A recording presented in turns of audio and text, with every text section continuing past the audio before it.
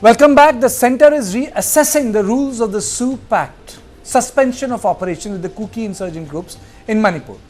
SoO has been a point of contention with the Manipur government, urging the centre to suspend the pact as they argue that the Kuki insurgent groups keep violating the pact.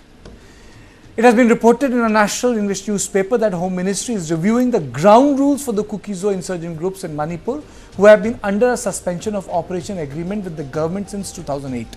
Among the proposals under consideration reported, as I said, by one of the national newspaper, is the relocation of the SoO camps away from the areas near the valley. Districts predominantly inhabited by Meitei community.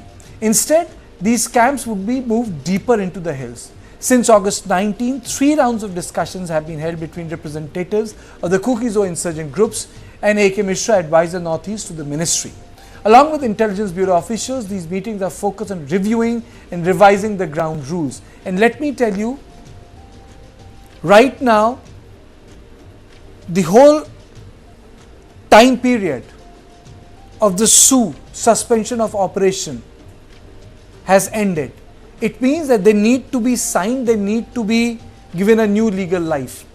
The matter was also deliberated on June 17 when Home Minister MHA reviewed the security situation in Manipur with state government officials, though Chief Minister Biren Singh was notably absent. Meitei groups have long advocated for the removal of these camps. Chief Minister Singh has called for the termination of the tripartite agreement, which has been periodically extended over the past 2 decades. On Feb 29, the Manipur government declined to participate in a meeting aimed at extending the SoO pact with the Kuki-Zo insurgent groups. Now, insurgent groups were part of the 2008 agreements, where their weapons and ammunition are accounted for with regular inspection carried out by monitoring agencies selected by the state government. It is estimated that around 2,200 cadres from the SoO groups reside in 14 designated camps in Manipur's Hill district. Before the outbreak of the violence, Kuki insurgent groups had reached a political settlement with the ministry, agreeing to self-governance model in form of a territorial council for the Kuki-Zo in Manipur after extensive negotiation. However, in the wake of the violence, these groups have revised their demand for call for separate administration. Now, this complicates a lot of things. Because once you have this demand of separate administration and you have free weapons in the valley, and then you have the ground rules being reviewed, it really becomes a tough task for the government of India, because government of India will need to satisfy all of them and positions are very, very tough. Do you think it's a workable solution to move them inside? Because one, it means that the SoO agreements will not be done away with. Second, it means there will be some sort of a relocation. But wouldn't it be like creating some sort of camps in deep jungles? You know, that's not like a permanent. It would be.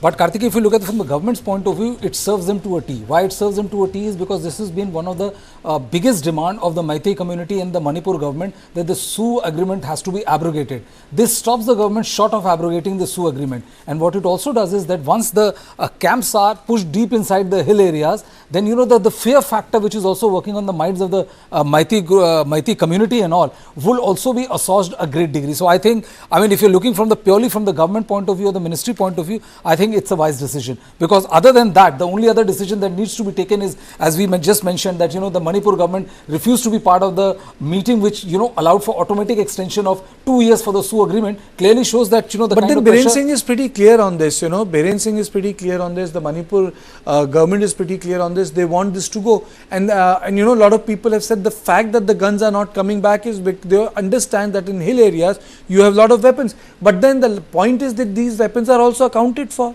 No, the weapons are accounted for, but when you have a internecine conflict which has been going on for such a long time, the violence which has been going for more than 14 months now, you also have to listen to the majority community, which is the Meitei community, and the demand of the government is that abrogate it. The government is not abrogating it because it is something which is larger than the interest of the state government. It has also a geopolitical consequence for the state government, because it shares an international border with a country which is in deep turmoil in itself. So the government would not want to exacerbate the situation, but by doing this, you are assuaging the feeling of the Meitei community, as well as kind of sending a message that we are not completely immune to the kind of risk which you are facing. But then, moving into the deeper areas, does it mean anything?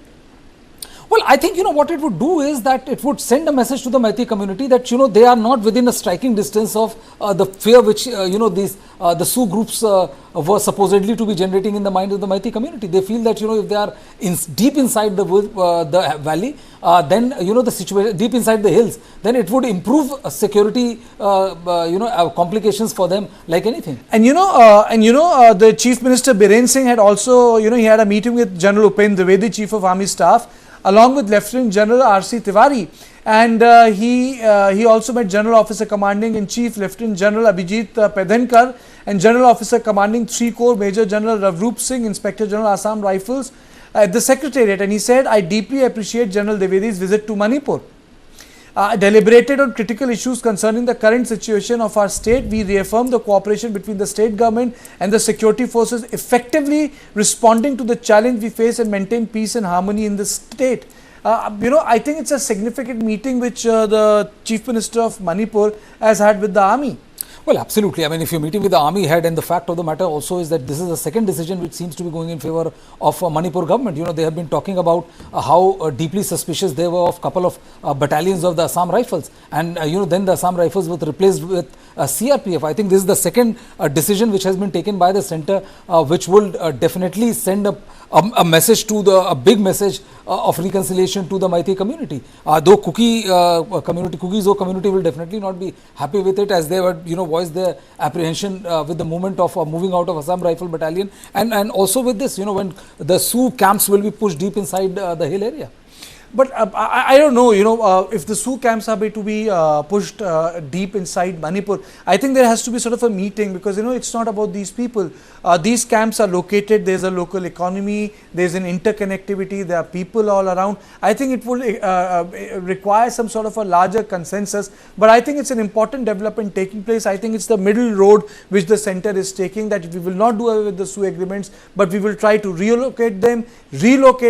It's a long road ahead, but it's an important development that has taken place in Manipur. So this is all in On Point. Thank you so much for watching this special edition on Manipur.